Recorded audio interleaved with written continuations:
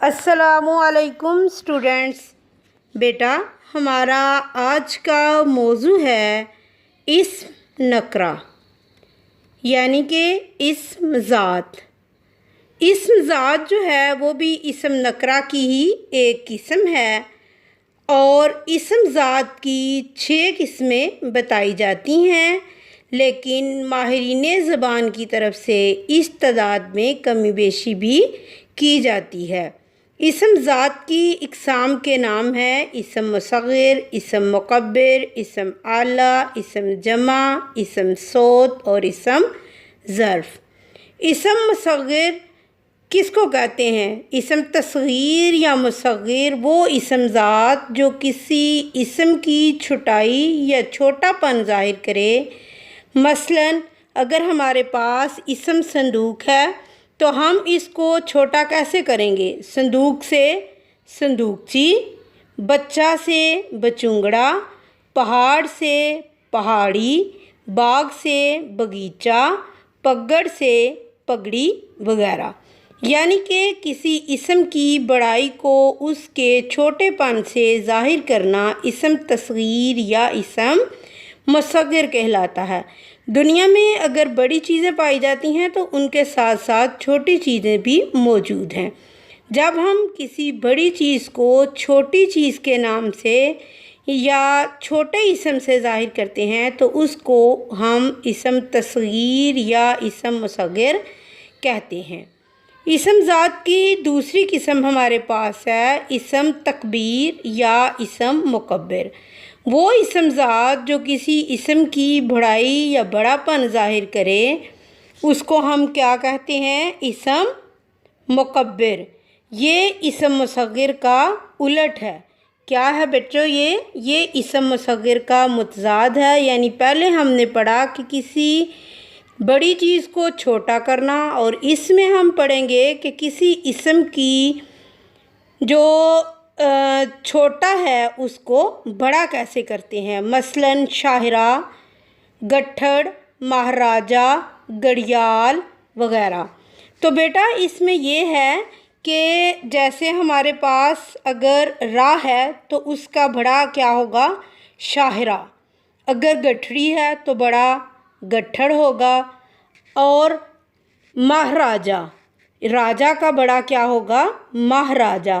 گڑی کا گڑیال۔ اس طرح سے کسی چیز کے چھوٹے پن کو بڑا کر کے ظاہر کرنا اسم مکبر کہلاتا ہے۔ اب ہم پڑھیں گے اسم اعلیٰ۔ وہ اسم ذات جس میں اوزار یا ہتھیار کے معنی پائے جاتے ہیں اسے ہم اسم اعلیٰ کہتے ہیں۔ اعلیٰ کہتے ہیں کسی اوزار کو۔ جب ہم اسم اعلیٰ کا نام سنتے ہیں تو ہمارے ذہن میں فوراً یہ بات آ جاتی ہے کہ جتنی چیزیں اعلیٰ میں یعنی اوزار میں شامل ہیں وہ تمام کی تمام اسم اعلیٰ ہیں۔ جیسے چھری سے بھی ہم کام کرتے ہیں نا۔ اب ہم پڑھیں گے اسم ذات کی اقسام میں سے اسم جمع۔ اسم جمع وہ اسم ہے جو جنس کی بہت سی چیزوں کے مجموعے کے لیے بولا جائے، اگرچہ لفظ واحد ہو لیکن اس کے اندر جمع کے معنی پائے جائیں۔ یہ مثال میں ہمارے پاس موجود ہے، جیسے فوج، ریوڑ، ہجوم، ٹیم، جماعت۔ یہ الفاظ ہمارے پاس دیکھنے میں تو واحد ہیں لیکن ان کا مفہوم ہمارے پاس جمع کی صورت میں ہے۔ اب ہم پڑھیں گے بچوں اسم صوت۔ صوت کہتے ہیں آواز کو۔ وہ اسم جس میں کسی جاندار یا بے جان کی آواز کے معنی پائے جائیں، مثلاً ٹک ٹک، میاؤں میاؤں، چھم چھم، چوں چوں وغیرہ۔ یہ تمام قسمیں جو ہیں یہ صوت کی ہیں۔ یعنی کسی بھی قسم کی آواز کسی جاندار چیز کی ہو یا بے جان چیز کی ہو وہ آواز اسم صوت کہلاتی ہے۔ جیسے جب گھڑی چلتی ہے تو ٹک ٹک کی آواز آتی ہے، اور وہ ٹک ٹک جو ہے وہ کیا ہے؟ اسم صوت ہے۔ بارش برستی ہے تو چھم چھم کی آواز آتی ہے۔ اب ہم اسم ذات کی اگلی قسم پڑھیں گے جس میں ہم پڑھیں گے اسم ظرف۔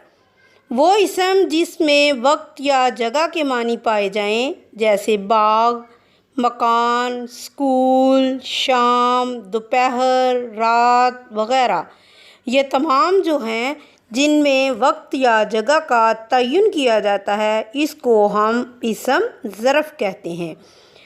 بچوں، جس جگہ پر ہم کوئی کام کرتے ہیں، جیسے گھر ہے تو یہ بھی اسم ظرف کی قسم ہے، اسکول بھی اسم ظرف کی ہی ایک قسم ہے، شام کے وقت کر رہے ہیں یہ بھی اسم ظرف ہے، ہم نے اسکول کا کام دوپہر کے وقت کیا۔ اس میں جو ہمارے پاس اسم ظرف ہے وہ کیا ہے؟ دوپہر بھی اسم ظرف ہے۔ اسم ظرف کی دو اقسام ہیں۔ ظرف زمان اس کی پہلی قسم ہے، جس اسم ظرف میں وقت یا زمانے کے معنی موجود ہوں، مثلاً صبح، شام، کل، پرسوں، آج، مہینہ، یعنی کوئی بھی وقت دیا جائے وہ اس میں ظرف زمان ہے۔ اس کی دوسری ظرف مکان ہے، جس اسم ظرف میں جگہ یا مقام کے معنی پائے جائیں اسے ہم اسم ظرف مکان کہتے ہیں، مثلاً اسکول، گھر، باغ، میدان وغیرہ۔